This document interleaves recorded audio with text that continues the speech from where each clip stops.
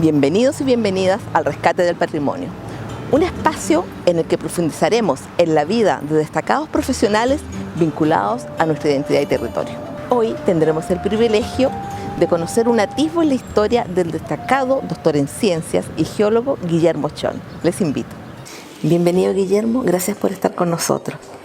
Yo al revés, gracias a ustedes por invitarme, digamos, porque siempre Pro ha sido una cosa cercana para mí, así que estoy muy contento de estar acá. Así que muchas gracias a ustedes. Bueno, en esta entrevista vamos a conocerte más profundamente. Cuéntanos de tus orígenes, dónde naces. Yo soy ariqueño, o sea, soy nortino extremo, a 27 kilómetros de la frontera con Perú. Y después vine a estudiar a Antofagasta y terminé toda mi primera vida aquí entre Arica y Antofagasta. Por lo tanto soy un nortino absoluto, digamos, ¿ya? Los orígenes míos es, como todo el mundo, un papá y una mamá. En una pareja, yo diría, diferente a los estándares legales de ese tiempo y de ahora. O sea, mi papá llegó de China cuando tenía 9 años, cruzó todo el océano, digamos, para llegar a Chile. Mi mamá fue una mujer de pueblo, una linda mujer, diferente por sus orígenes, porque ella no conoció a su papá, era hija de padre desconocido. Y su mamá murió cuando ella era muy joven y se hizo cargo de ella un tío que la usaba como, un tío y una tía que la usaban como empleada doméstica y que tenía que cumplir primero con las labores domésticas antes de ir al colegio y la castigaban si es que dejaba una taza mal lavada. Se escapó de su casa, ¿ya? Una mujer muy valiente para hacer eso, y conoció a mi papá.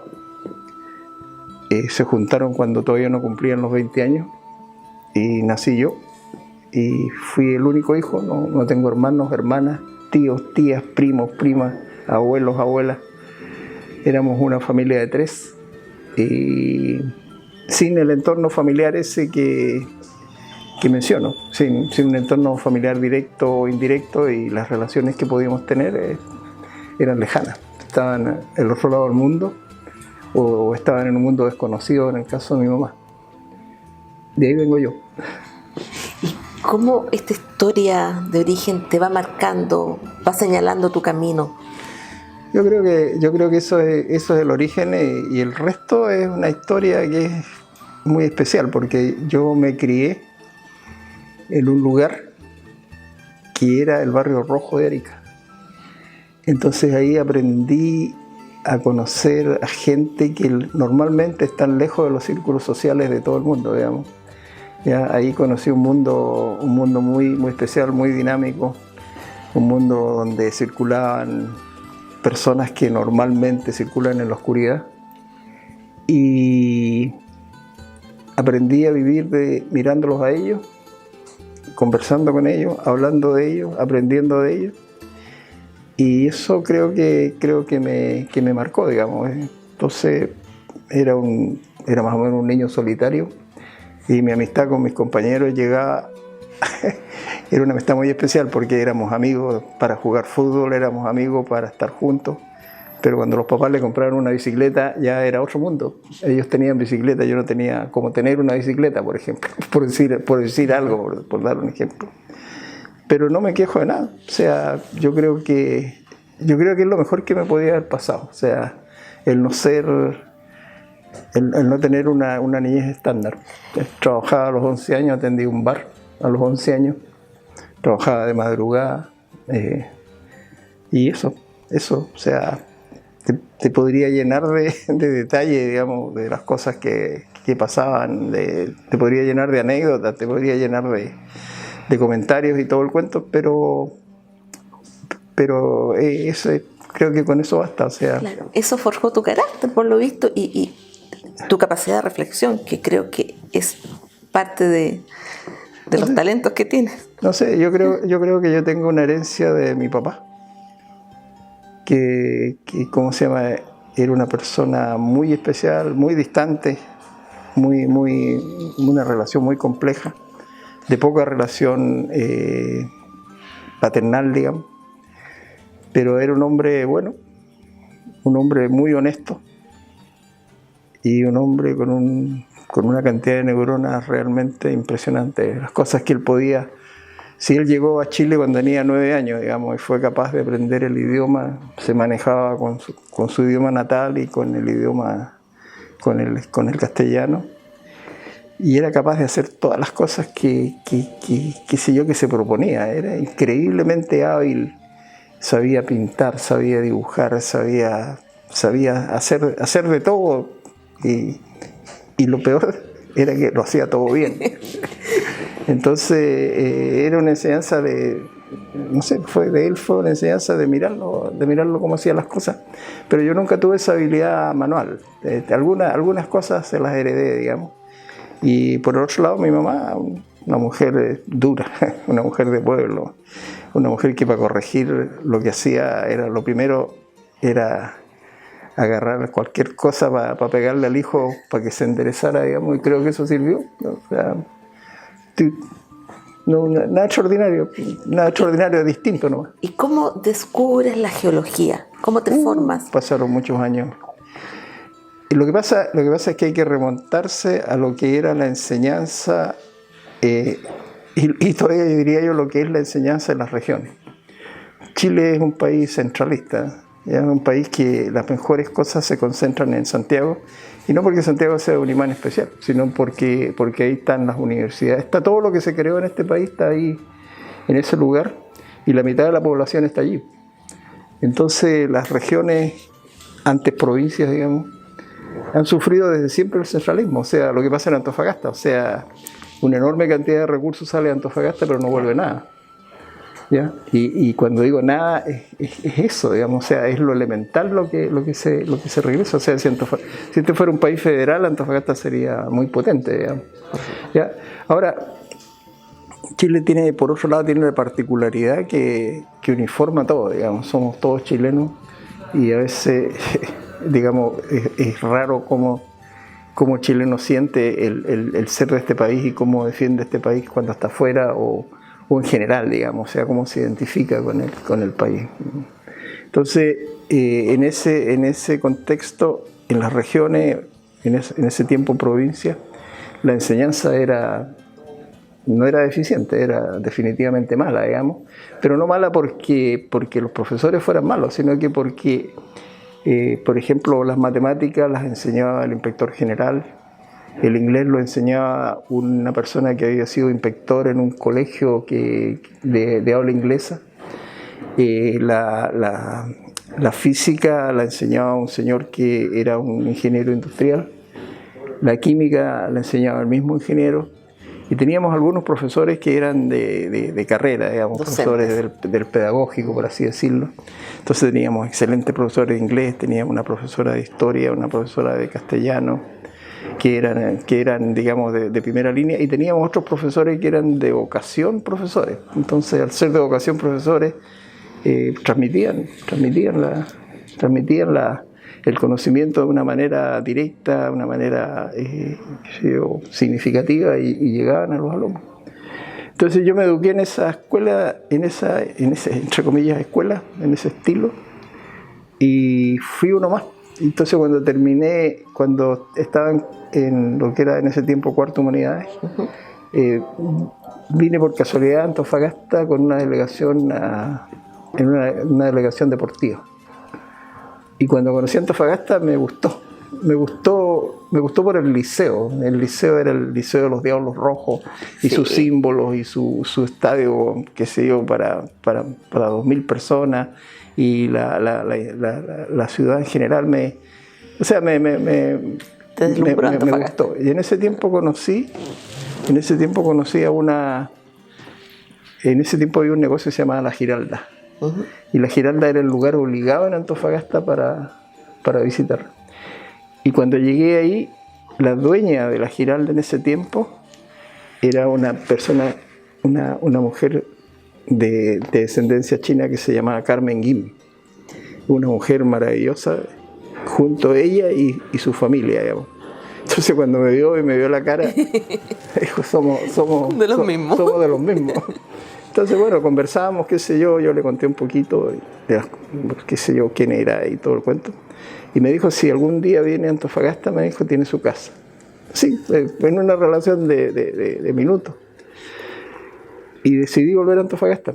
Y me vine a Antofagasta cuando tenía 17 años, una cosa así, o menos. Y entré al liceo.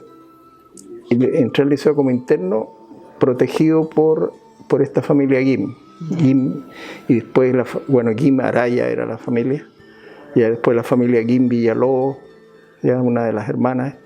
Y o sea, al amparo de esa gente es la que yo empecé a educarme aquí, si no hubiera tenido la posibilidad.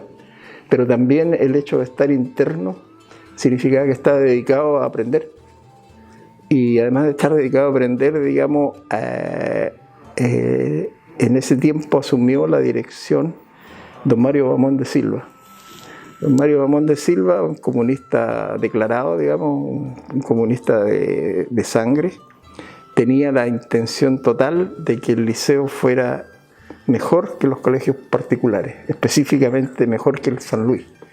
Entonces dedicó mucho tiempo a ordenar el colegio, a ponerlo en una línea, qué sé yo, etcétera, etcétera, y nosotros recibimos parte de ese esfuerzo. Y eso me llevó a que cuando tuve el bachillerato me fuera relativamente bien porque tampoco había un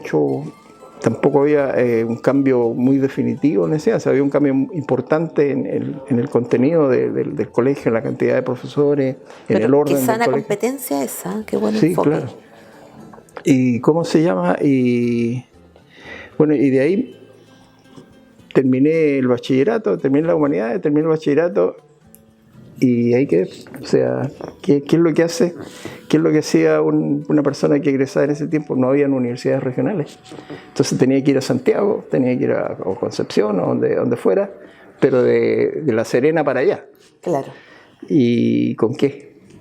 ¿Con qué ropa, digamos? O sea, ninguna posibilidad. Entonces, tuve que reinventarme. Y en la reinvención, digamos, yo siempre he sido una persona afortunada. Apareció una oportunidad y la oportunidad se aprovechó. Y yo quería estudiar química y farmacia. Porque me gustaba la química, me gustaba mezclar cosas para que cambiaran de colores, me gustaba trabajar con frasquitos, con tubos de ensayo y cosas por el estilo. Pero me gustaba, ¿no? Y cuando llegué a Santiago, opté a la Escuela de Química y Farmacia y quedé aceptado. Y al quedar aceptado, empecé con la carrera. Y me fue bien en todo, menos en un ramo que era mortal para mí porque yo nunca había podido recibirlo bien, digamos, que era la física. Me fue mal en física un año y me fue mal en física otro año. Y dije, no, aquí voy a perder el tiempo y me devolví a Arica. Me devolví a Arica mascando el fracaso, pues, o sea, que no era capaz, así de simple, que no podía, que no sabía, que ahí se acababa todo. Y estaba trabajando de empleado en una farmacia detrás de un mostrador y estuve trabajando varios meses y de repente dije yo, pero si mi mamá no tuvo hijos tontos, digamos, ¿qué hago yo aquí? Entonces decidí ponerme a hacer clases y empecé a hacer clases particulares y en las clases particulares me empezó a ir muy bien por una razón muy sencilla, porque yo le enseñaba a chicos que estaban en el mismo colegio donde yo había estado. Entonces yo conocía a los profesores, entonces conocía todo el manejo del cuento y a los alumnos míos les empezó a ir bien. Y a la vuelta de poco tiempo había juntado los recursos suficientes como para volver a Santiago a probar suerte. Y eso hice. Con esos recursos me fui a Santiago de vuelta para ver qué podía ver. Y por casualidad la primera carrera que entré era geología, o sea, a preguntar en geología. Y me contaron, y geología en ese tiempo era una carrera que no tenía clientes, entre comillas, porque nadie sabía lo que era la geología en Chile. Y bueno, la profesora que me tocó me explicó, qué sé yo, personalmente me explicó lo que era la carrera y yo me quedé ahí. Anduve a las patadas durante los 3 primeros años de la carrera, tuve problemas, incluso tuve algunos problemas extra universitarios, pero a partir del tercer año, digamos, empecé a conocer 2 cosas. Empecé a conocer que podía superar todas las desventajas de mi enseñanza previa, porque ya tenía un manejo, digamos, que me lo daba el uso de las cosas, y comencé a aprender de que podía competir con un compañero de curso que era del Barros Arana, que era el Instituto Nacional y todo el cuento. Y es tanto así que cuando de primer año a segundo año, de 60 alumnos pasaron 6 y yo fui uno de los 6. No sé cómo, otra vez Dios me ayudó. Fue suerte, fue más suerte que nada. Y cuando llegué a tercer año conocí geología, y en ese rato conocí la geología porque ahí ya salía de los ramos generales y básicos, y empecé a mirar la geología de otra manera y me enamoré. Y ese enamoramiento, cuando yo egresé, no había trabajo con geólogos, no pasaba nada con los geólogos, porque nadie sabía lo que era la geología. Cuando uno decía, soy geólogo, ah, sí, usted junta piedritas, claro. Ah, usted trabaja con el padre Lepage, o cosas así. Y en ese rato se estaba creando en Chile, estaban haciendo en Chile lo que hoy día es el CERNA-GEOMIN, que en ese tiempo se llamaba Instituto de Investigaciones Geológicas. Y ese Instituto de Investigaciones Geológicas contrataba cada año contrataba a 3 egresados de la universidad. Y ese año que yo egresé me contrataron a mí, uno de los 3. Y me destinaron ¿a dónde? A Arica. Y poco antes de irme a Arica me cambiaron a Antofagasta. Y eso fue como sacarse la lotería. Porque en Antofagasta la geología es un lujo, digamos, un privilegio para un geólogo. Y aquí empecé a aprender geología, empecé a enamorarme de los cerros. Ya venía medio enamorado ya, o sea, aquí terminé de enamorarme. Y eso, así fue como conocí la geología, y ahora en el tiempo, digamos, para mí la geología no es una profesión, es un estilo de vida que me ha dado muchísimo, digamos, me ha hecho conocer prácticamente todo el mundo. Son muchos los países que yo he andado. Me ha dado la satisfacción de aprender, me ha dado la satisfacción de aplicar, me ha dado la satisfacción de enseñar, me ha dado muchas cosas. Y en las profesiones como esta uno siempre es mediocre, o sea, nunca es capaz de saber de todo. Pero cuando se tiene la intención de ser humilde para aprender, es más fácil, digamos, porque uno no compite con nadie, o sea, uno aprende nomás y mira y ve, y la geología es generosa, digamos, es muy generosa, o sea, para que tengas claro, cuando uno mira, por ejemplo, si yo voy contigo a un paisaje y estamos mirando aquí en el desierto, estamos mirando algo, y tú me dices, qué lindo este cerro, qué hermoso el paisaje, qué sé yo te digo, sí, y estoy de acuerdo que es lindo, que es hermoso, etcétera, etcétera.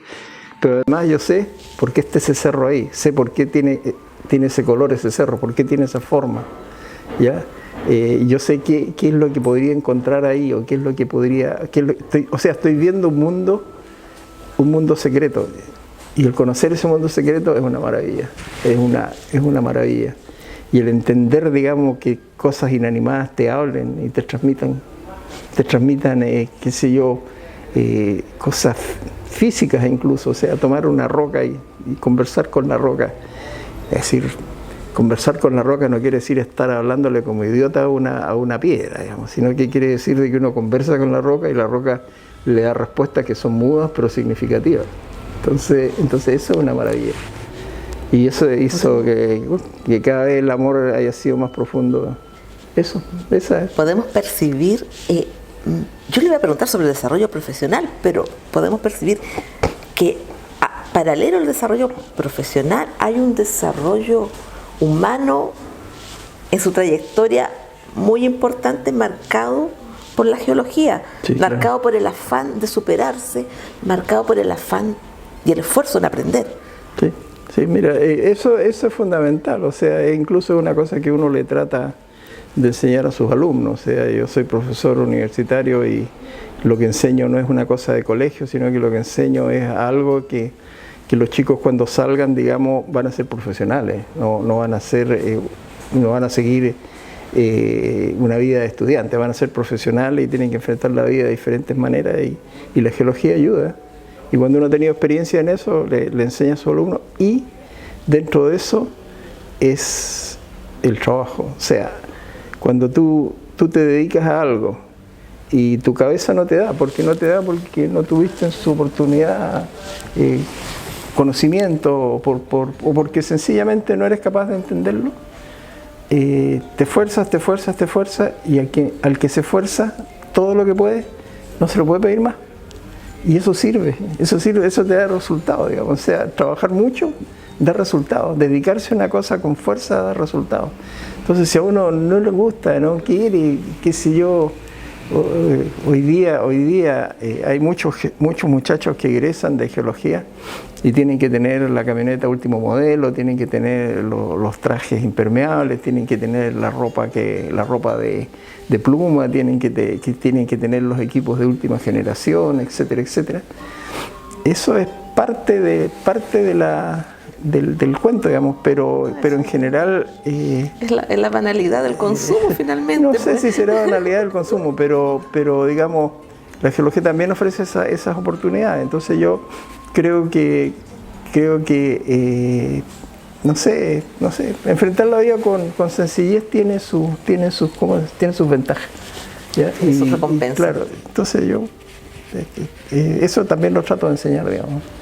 Y de su desarrollo profesional ya, ¿qué destacaría? ¿Qué es lo que más lo ha marcado en su trayectoria profesional? Mira, yo creo que se ha dicho, como decían antes, en buen romance. Lo que más me ha marcado es tener oportunidades, o sea, se me han dado las oportunidades por delante. Se me han dado las oportunidades y he tenido la suerte de que las he aprovechado bien. O sea, no he aprovechado de aprovecharse, sino que ha sido una oportunidad que me ha dado el conocimiento de gente. Y el conocimiento de gente me ha impulsado. Ha sido la oportunidad de tener facilidades para el uso de los idiomas.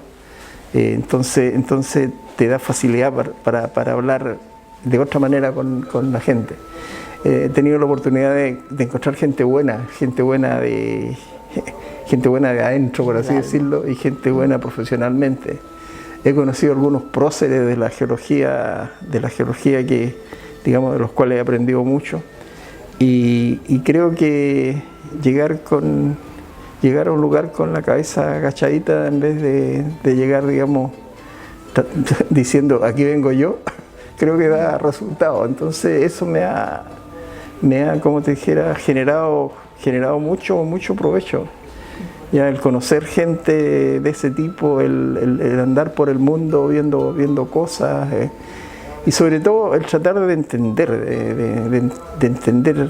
todo lo que se te pone por delante y no desesperarse por no entenderlo todo, sino que por aprender. O sea, yo creo que por ahí pasa el cuento. O sea, no se es mejor que como te dijera yo, que otro. No se trata de ser mejor que otro ni competir con otro, se trata de hacer las cosas como uno las ve. Entonces a mí me gusta enseñar. Entonces, como veo que hay que enseñar geología porque la geología es poco conocida, ¿a quién trato de enseñar? A los niños. Entonces escribo libros para los niños. ¿Ya? Me gusta, como te dijera, dibujar, y me sirve saber hacer algún par de monos, digamos, cuando enseño, y los chicos aprenden bien.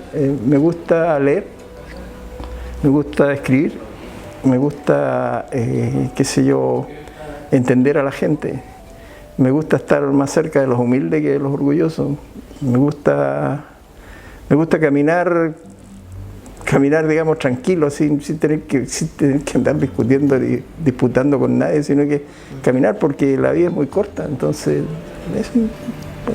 me gusta eso. Y Guillermo, en toda tu experiencia en este territorio, en la zona norte, ¿cómo puedes percibir tú que el territorio nos marca, que genera una impronta en nosotros, los habitantes de este espacio? No es una exclusividad del norte de Chile, digamos, o sea, cada persona, el lugar donde se desempeña, necesariamente tiene que acostumbrarse al lugar donde está. Y el hecho de acostumbrarse al lugar donde está, de saber vivir donde está, desde casos extremos como los esquimales en el círculo polar ártico, digamos, o los tuareg en el desierto. En casos extremos ya las circunstancias son extremas, o sea, en el caso donde no hay agua tienes que buscar el agua para sobrevivir, ¿ya? Y en el caso donde la temperatura baja hasta 40 grados bajo cero tienes que aprender a convivir con esa temperatura. Entonces, necesariamente la impronta física del territorio te marca en forma definitiva, es una impronta que la lleva, que ya se incorpora a tu genes, digamos, porque no hay otra posibilidad, Y en la medida digamos, que vas conociendo y te vas familiarizando con tu ambiente, no pareciera, pero empiezas a comenzar a aplicar cosas que son normales del ambiente donde tú estás. Por ejemplo, cuando tú hablas con los mineros, o los pequeños mineros que viven en el desierto, son lacónicos, hablan poco porque están acostumbrados a vivir solos. ¿Ya? Y a lo mejor no es algo que ellos se den cuenta o que les guste o qué sé yo, o que hayan nacido con eso, sino que es el ambiente el que les fija eso, ¿ya? Los pescadores siempre vuelven a las mejores bahías, a las mejores radas, a los mejores lugares donde pueden protegerse y los conocen bien. Entonces se acostumbran a eso, ¿ya? La gente, por ejemplo, a la gente que venía, incluso la gente que viene de afuera, cuando llegaba a la salitrera, llegaban llorando, ¿ya? Llegaban llorando de su falta de verde, de su falta de lluvia, de su falta de otro aire, qué sé yo. Y cuando se iban llorando también, digamos, porque ya estaban tenían marcada la impronta de este norte que es distinto. Es un norte sobre el cual se cuentan tantas mentiras, digamos. O sea, por ejemplo, dicen, el norte aquí sí es un peladero. No sé por qué. Es que se refieren con peladero porque tiene una fauna y una flora que es increíble. Hay una fauna endémica, una flora endémica que son increíbles. Tiene unos paisajes que son increíbles y únicos, que curiosamente solo lo aprecian los que vienen, los extranjeros, digamos, que tienen una cultura diferente, ¿ya? Cuando dicen el desierto es gris, ¿qué es el gris? El color que menos existe aquí, ¿ya? Cuando dicen ¿cómo se llama? Que en el desierto no hay nada, claro, el país hoy día está comiendo del desierto, digamos. Entonces, ese tipo de cosas es importante, son cosas que hay que aprender que se consigue. Y como te digo, la vida es muy corta, entonces hay que aprovecharla. Uno trata de enseñar todas esas cosas para que la gente, no sé, no viva de espaldas a lo que tiene, sea salir de aquí a 30 kilómetros nomás ya es un mundo diferente y hay gente que va a pasar toda su vida metida aquí en Antofagasta y no va a conocer ese mundo, ¿ya? Y no por limitaciones económicas, sino que por limitaciones de aquí y de aquí. Y desde tu experiencia y tu conocimiento como geólogo y como ser humano, ¿qué características de nuestra región consideras más predominantes y que puedan generar esta impronta? ¿Cuáles son las características?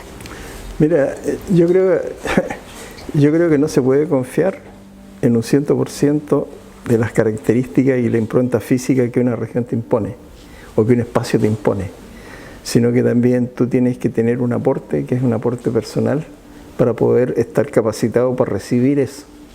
Porque hay gente que puede ir a un lugar y sencillamente no le interesa, o no lo ve, o no lo quiere. No lo siente. ¿Ya? Claro, pero en cambio cuando se mira de otra manera, cuando se mira de una manera más cercana, cuando se mira con una manera, con un interés de aprender, cuando se mira al lado de alguien que sea capaz de inspirarle conocimiento, o sea, inspirarle sentimientos para que conozca, cuando se camina en circunstancias especiales, etcétera, etcétera, la cosa es diferente. O sea, en un lugar como el norte de Chile, que tiene dos franjas muy distintivas, una es el desierto de Atacama, reputado como el más seco del mundo y reputado como el más antiguo del mundo, ¿ya? Y al otro lado tiene un paisaje como la cordillera, que es un paisaje impresionante, es la segunda cordillera más alta del mundo. Y por un lado tiene el océano Pacífico que lo separa de todo, ¿ya? Tiene la unión de los dos océanos enormes por allá por el sur que lo separan de todo. Tiene el desierto de Atacama que lo separa de los vecinos de arriba. Tiene la cordillera de los Andes que lo separa de los vecinos del lado. Cuando se es una isla continental como Chile, digamos, hay muchas cosas que aprender. O sea, nosotros somos una isla continental en la cual, digamos, tenemos muchas posibilidades de aprender porque estamos aislados de muchas cosas. A Chile se demoran mucho más las cosas en llegar de afuera, digamos, las modas, o los usos, las costumbres de otros lugares se demoran mucho en llegar acá. Y una vez que llegan aquí se quedan, porque tampoco tienen para dónde salir. Entonces somos un país muy especial y en ese contexto el norte de Chile es privilegiado. Mira, el norte de Chile tiene el 40% de la observación astronómica mundial y va a tener el 70% de la observación astronómica mundial. ¿Por qué? Porque tiene los cielos más limpios del hemisferio sur, ¿ya? Chile, el norte de Chile, a través de su desierto, es capaz de tener una geología desnuda que te muestra todo, te muestra todos los paisajes, te muestra todos los colores, te muestra todo lo que en otras partes está cubierto por vegetación. Aquí tú lo ves todo, ¿ya? Hay una impronta ¿cómo se llama?, de prehistoria, que es una de las más ricas de Latinoamérica. ¿Ya? El pasearse por el desierto y ver geoglifos, petroglifos, manifestaciones pictográficas, senderos caravaneros, etcétera, etcétera, es un privilegio. O sea, nosotros tenemos ahí un legado prehispánico de primerísimo orden, ¿ya? Tener aquí que nos vengan a decir la gente de la NASA que es lo que es de moda. ¿Por qué? Porque es el pasaje hacia el mundo exterior, digamos, ¿ya? Que venga aquí y nos digan el desierto de Atacama, ¿ya? Es el lugar de la Tierra que más se parece a Marte, y nosotros lo tenemos como ejemplo y venimos aquí a ensayar los rovers que después mandamos a Marte. Es un privilegio que la gente no se da cuenta, digamos, ¿ya? Entonces, el tener un mundo que, claro, la gente dice, no hay fauna. Claro, pero resulta que aquí hay uno que se llama la microbiota, que son todos los microorganismos como bacterias, microbios, virus, microalgas, diatomeas, etcétera, etcétera, que es un mundo invisible, que no se ve, y es un mundo con un tremendo potencial de vida. Es otro mundo, ¿ya? Que compite con los camélidos, que compite con la queño, que compite con la yareta, que compite con la vizcacha, con todas estas cosas que son endémicas de acá, y con un potencial biotecnológico que nadie, digamos, puede siquiera visualizar porque no se conoce, ¿ya? Entonces, todos esos aspectos es un privilegio. O sea, el desierto y el paisaje en general del norte nos da mucho más de lo que nosotros somos capaces de recibir. ¿Y cómo, viendo toda esta riqueza que tenemos, cómo podemos hacer, cuáles serían los caminos a seguir para fortalecer la identidad regional, para sentirnos orgullosos del espacio que estamos habitando? Bueno, hay que aprender, y para aprender hay gente que tiene que enseñar. Y para que haya gente que tiene que enseñar, esa gente a su vez tiene que tener una cultura que les permite enseñar. Y en ese contexto es un gran avance las universidades regionales, que antes no existían. Las universidades regionales, ¿cuánto tienen? Tienen 40 años, 50 años, ¿ya? Y fueron inventadas a partir de institutos, ¿ya? Nacieron de una escuela de minas, o nacieron de un instituto tecnológico, o nacieron de la buena voluntad de los jesuitas, ¿ya? Entonces eso es un paso, digamos, educarnos en lo propio, ¿ya? Educarnos en lo propio, ¿ya? Yo soy profesor de una universidad regional, ¿ya? Y creo que es mi obligación como nortino, como profesor de esa universidad, romperme el alma tratando de enseñar lo que es el norte de Chile, porque es lo nuestro, digamos, ¿ya? Y por ejemplo, he tenido éxito con mis hijos, ¿ya? Mis hijos tienen esa marca de ser nortinos, y donde quiera que estén, lo dicen, lo disfrutan y lo conocen, o sea, tienen los argumentos para decir, bueno, que si mi hijo, por ejemplo, es médico ahí en Santiago, ¿ya? Pero él cuando puede, ¿ya? Que puede poco, ¿ya? Viene al desierto y dice: papá, enséñame esto, enséñame este otro, qué sé yo, etcétera, etcétera, ¿ya? Mi hija menor es una apasionada de conocer de su tierra, y no le pongan por delante otra cosa porque se encabrita. Entonces creo que el territorio a nosotros, no solamente a nosotros, en todo el mundo, el territorio te marca, y después te marca y te da un bagaje, y ese bagaje tú, digamos, aunque no te des cuenta, lo estás mostrando, lo estás enseñando. Donde quiera que vas, hablas de qué, de lo que conoces, de lo que sabes. Entonces esa impronta es transmitida, digamos. Entonces, si hay, por ejemplo, entre medio un artista, el artista lo va a transmitir a través de su arte. Entonces el que pinta desierto. El que escribe aquí, escribe desierto, ¿ya? Y desierto en un sentido, como te dijera yo, en un sentido que sabe que cuando está hablando de desierto, no es la acepción del diccionario de la Real Academia. Es otro desierto, es un desierto lleno de cosas. No es el paisaje tampoco, claro, es todo lo que te provoca, claro, este paisaje. No solamente lo que provoca, lo que te dice, lo que tiene, lo que es. Si no hay muchos lugares donde vayas tú en un desierto donde encuentres los yacimientos más grandes del mundo, por ejemplo, ya no es un desierto cualquiera donde haya fauna, floras endémicas que viven en el desierto, que están en el desierto y que tú no las visualizas. ¿Por qué? Porque no vas para allá. Para allá. Entonces es un mundo distinto. Ya no es un mundo. Es como cuando uno va a una gran ciudad. Por ejemplo, si uno va a una ciudad grande como París, ¿qué ve? La Torre Eiffel, ¿ya? Ve el río. Ya ve la gente, escucha hablar en francés, se sienta en un café, ve el Moulin Rouge, ve un montón de cosas, pero cuando sale de ahí hay mucho París que no vio. ¿Ya? Entonces ve las cosas que están ahí, las cosas que son más grandiosas, qué sé yo, las ve. Pero hay muchas otras cosas que nunca las ve.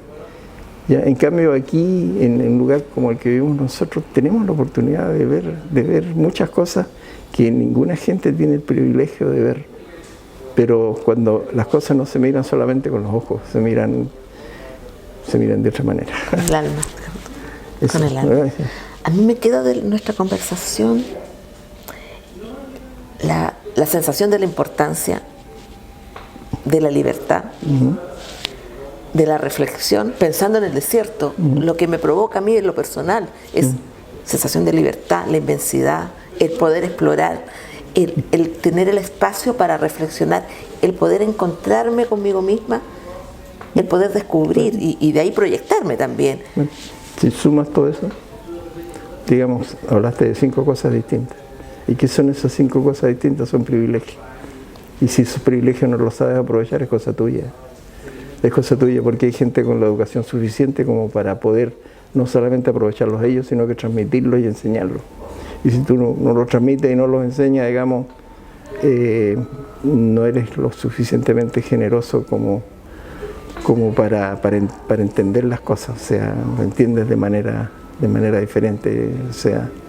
Entonces pero nadie debe ir al otro a enseñarle a la fuerza las cosas, porque la gente, si quiere aprender, debe aprender por su propia voluntad. Y si el aprender ¿cómo se llama?, le genera una satisfacción, bueno, qué bueno, o sea, qué bueno. Ayer, por ejemplo, tuvimos una reunión una reunión Zoom, donde habían 100 personas en algún momento, ¿ya? Y de repente habían muchachos jóvenes, digamos, que interrumpían de cualquier manera la sesión con salidas de todo tipo, ¿ya? Y claro, esos son excepciones, pero en general la gente digamos, si camina por los senderos adecuados, las posibilidades acá de aprender, de mirar, de saber, de conocer, de innovar, de querer, de disfrutar, están ahí, hay que recogerlas y eso. Así lo veo yo, pues, qué sé yo, cuando te ha costado lo que cuesta, se aprovechan más, pues, o sea, cuando te ha costado, digamos, hay un momento en que tú te sientes sobre el bien y el mal, digamos, o sea, las cosas malas con que te quieren molestar o te pueden molestar o te pueden sacar de disfrutar otras, digamos. Bueno, las marginas, o sea, no le das importancia, ¿eh? Y eso también te lo da el desierto, digamos. El desierto es tan grandioso, y cuando digo desierto, en realidad es un término equívoco, ¿eh? Cuando hablan de desierto, la gente piensa que todo el norte es desierto, y no es así, o sea, la cosa cordillerana es otra historia, es otro mundo, es un mundo totalmente diferente en todo sentido. Si tú pudieras hacer una reflexión en torno a tu vida, a tu experiencia, o te invito más bien a hacer una reflexión, ¿cuál es el legado que vas dejando? Yo voy dejando el legado que la gente quiera asimilar, digamos, o sea, no es mi intención ser un prócer, no es mi intención ser un apóstol, ni es mi intención ser un predicador, ni es mi intención ser como te dijera yo, un ejemplo de alguna, sino que sencillamente yo digo lo que siento, yo digo lo que expreso, ¿ya? Y la vida ha sido muy buena conmigo, o sea, ha sido muy, muy buena, porque a través del camino malo me ha enseñado lo bueno. Entonces, digamos, he recibido mucho de la vida, he recibido de todo, digamos. Entonces me siento que lo que he recibido es tanto que tengo que compartirlo. Si no lo comparto sería que, no sé, sería una, como te dijera yo, una situación en la cual estoy actuando mal. Y cuando conscientemente se actúa mal, es peor todavía. Entonces, yo de herencia dejo lo que tú quieras escuchar. O sea, me has estado escuchando un montón de tiempo acá sentadita y ¿cómo se llama? Y te veo por tu actitud que te satisface lo que escuchas. Y a lo mejor si qué sé yo, los libros que uno escribe han sido bien recibidos por los niños, como ha pasado, y por los adultos, como ha pasado, es una satisfacción. Entonces, lo que tú me preguntas no te lo puedo contestar yo, tienen que contestarlo los que vienen detrás mío. Te lo tendrán que decir mis alumnos, ¿ya? Te lo tendrá que decir mi familia, te lo tendrán que decir mis amigos, te lo tendrán que decir mis enemigos, ¿ya? Pero yo no puedo decir nada, o sea, yo sí soy lo mismo que cualquier otro ciudadano de a pie, o sea, no me siento distinto, entonces la herencia que yo pueda dejar, lo que yo pueda, como te dijera yo, ser bueno de dejar atrás, es algo que va a depender no de mí, sino que de aquel que lo recoja, que lo acepte, que lo escuche, y nadie tiene la obligación de hacerlo. O sea, yo no soy una persona común y corriente. Voy a pasar a la historia como cualquier otra, digamos. Voy a estar respirando un tiempo, después voy a dejar de respirar, voy a desaparecer. y nadie se va a acordar de mí, qué sé yo, y a lo mejor quedan cosas. Y esas cosas no las voy a como evaluar yo, las va a evaluar el que las reciba y el que las asimile. Así de simple.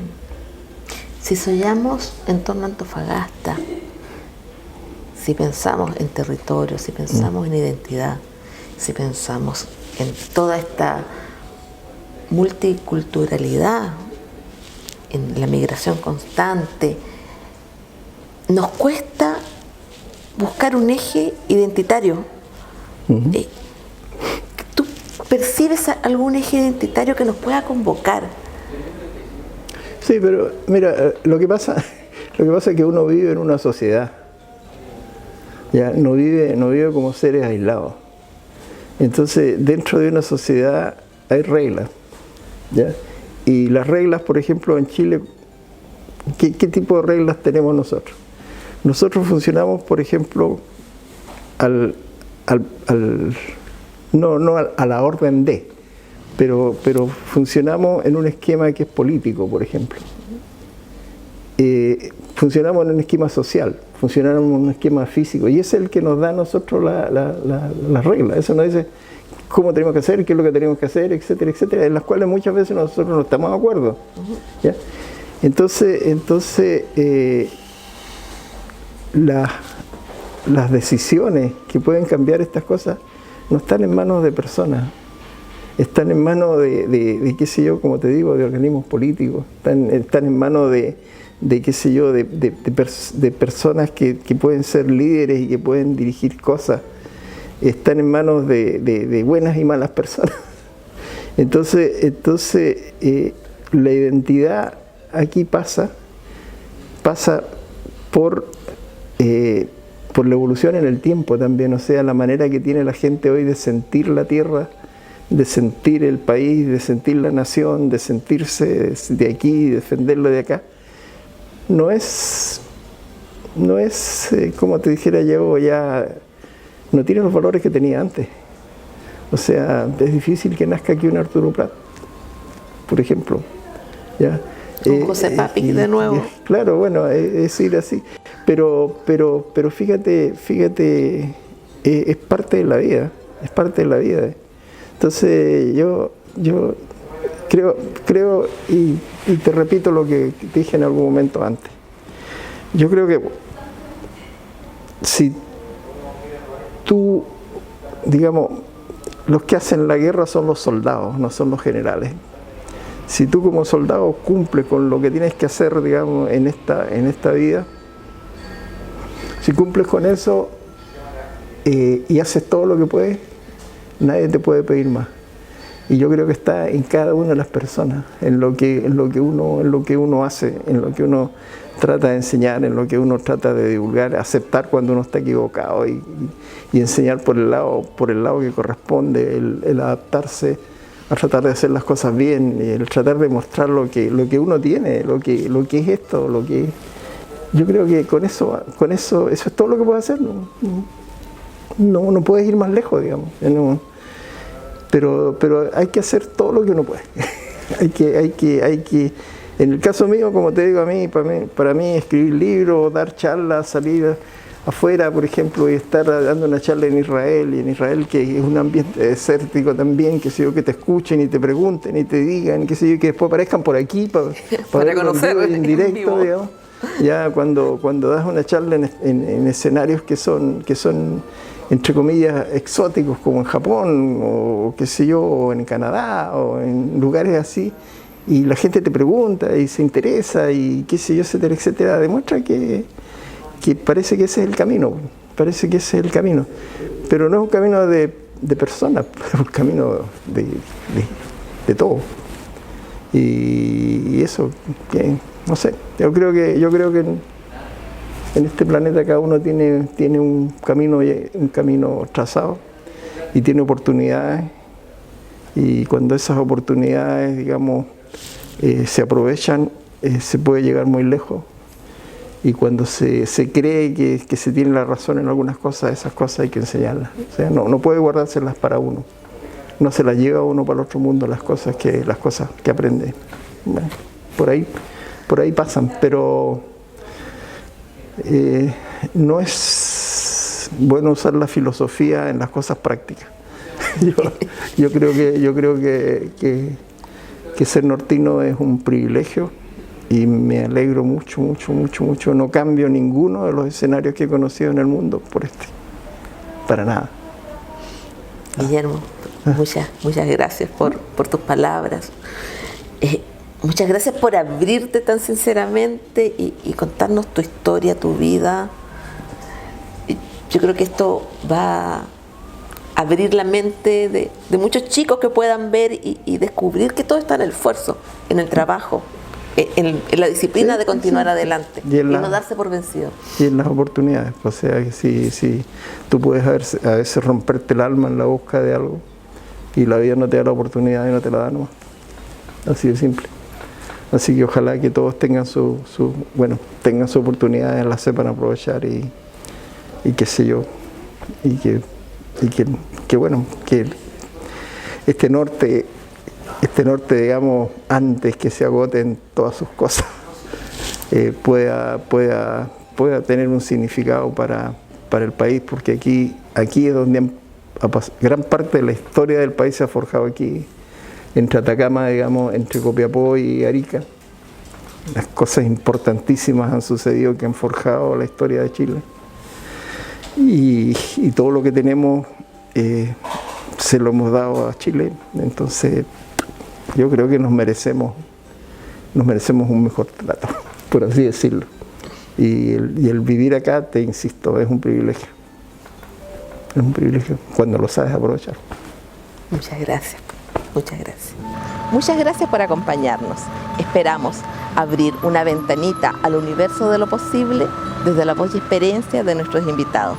Muchas gracias.